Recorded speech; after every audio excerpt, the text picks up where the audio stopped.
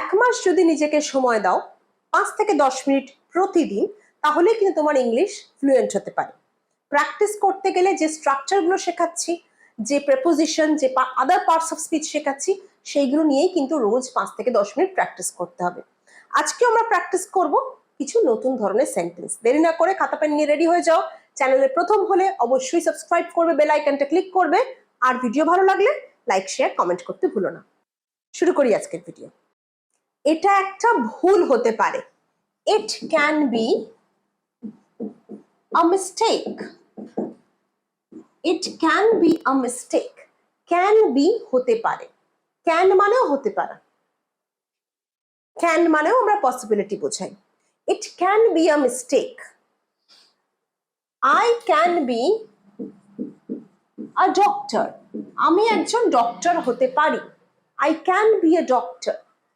He can be a painter. সে একজন চিত্রশিল্পী হতে পারেন। He can be a painter. I could be a teacher. হতে পারতাম। I could be a teacher. They could be good cricketers. They could be good cricketers. She could be a politician. She could be a politician. Can be হতে পারি, could be হতে পারতাম। I can be a teacher. আমি একজন শিক্ষক হতে পারি। She can be a dancer. সে একজন নৃত্যশিল্পী হতে পারে। আর could be হতে পারতাম। তাকে নম্র হতে হবে। He should be polite. He should be polite.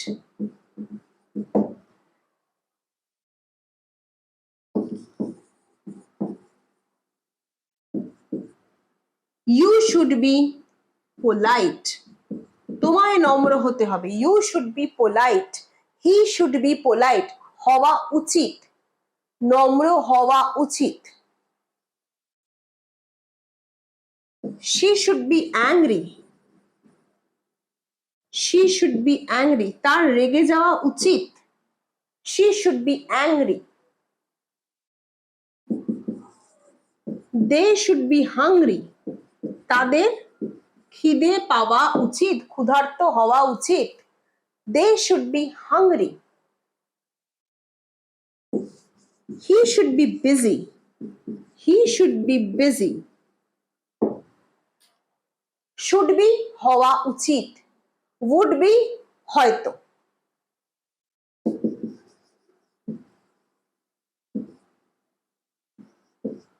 They would be stuck at jam. They would be stuck at jam. তারা হয়তো জ্যামে আটকে আছে। Would be stuck. I would be angry, hungry, tired. প্রত্যেকটা এই সেন্টেন্সের সাথে would be, should be এগুলোর সাথে কিন্তু আমরা এই অ্যাডজেক্টিভস গুলো লাগাতে পারবো। I would be angry, I would be hungry, I would be tired. বোঝা যাচ্ছে? আমরা কিন্তু পাল্টে পাল্টে প্রেপোজিশন, অ্যাডজেক্টিভ পাল্টে পাল্টে কিন্তু আমরা নতুন সেন্টেন্স ফর্ম করতে পারছি। আমরা কি শিখছি? Modal plus be verb, modal plus be verb দিয়ে নতুন সেন্টেন্স গঠন করা শিখছি। প্রত্যেকটা মোডাল দিয়ে কিন্তু আমরা নতুন সেন্টেন্স গঠন করতে পারি। Will be, I will be very busy. I will be busy at that moment. I will be busy at that moment. ওই মুহূর্তে আমি ব্যস্ত থাকবো। I will be busy at that moment. সে ক্লাসে থাকবে। He will be in the class. He will be in the class.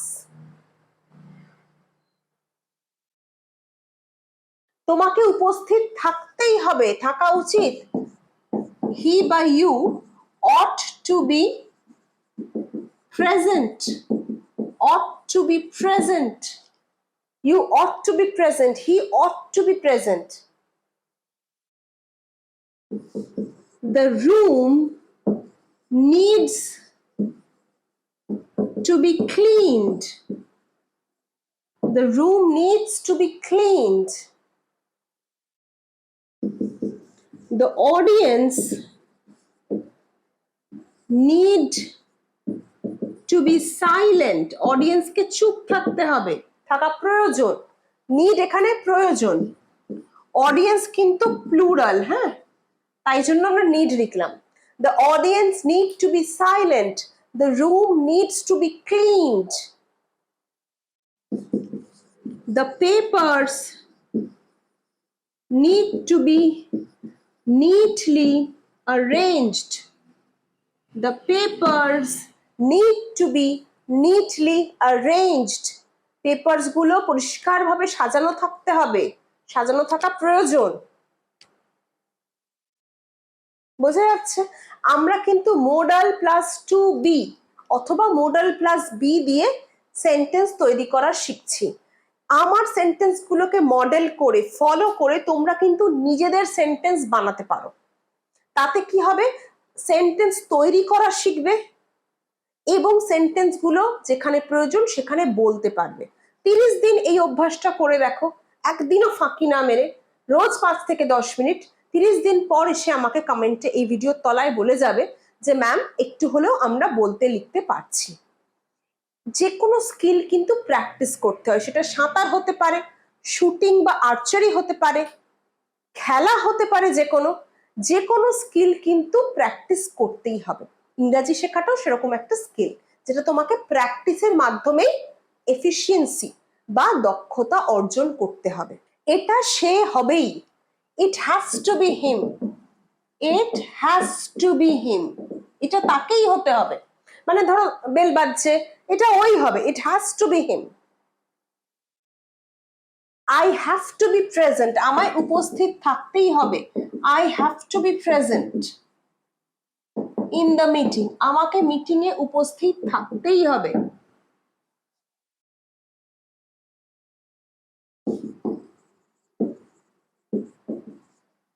They have to be attentive. তাদেরকে মনোযোগী হতে হবে। They have to be attentive. বা he has to be careful. তাকে careful থাকতে হবে। অ্যাটেন্টিভ মানে মনোযোগ দিতে হবে, তাকে মনোযোগী হতে হবে। He has to be careful, they have to be attentive. বুঝতে পারছো? আমরা কিন্তু হ্যাজ হ্যাভ দিয়েও টু বিটা ইউজ করতে পারি। এখানে আমরা কি করছি? হ্যাজ অথবা হ্যাভ এর সাথে টু বি ইউজ করছি। এইভাবেই কিন্তু তোমরা নতুন নতুন সেন্টেন্স তৈরি করা শিখবে। মোডালের সাথে হোক, হ্যাজ হ্যাভ এর সাথে হোক, ইজ আর দিয়েও আমরা করতে পারবো। তোমরা এইভাবে প্র্যাকটিস চালিয়ে যাও। আমরাও এইভাবে ভিডিও দিয়ে যাব যাতে তোমরা স্মুথলি প্র্যাকটিস করতে পারো। আশা করছি ভিডিও ভালো লাগছে। ভালো লাগলে লাইক, শেয়ার আর প্রচুর প্রচুর কমেন্ট করো। তোমাদের কমেন্ট আমাদের প্রচন্ড মোটিভেট করে নতুন নতুন টপিকে ভিডিও বানানোর জন্য আর রেগুলার প্র্যাকটিস সেশন করার জন্য।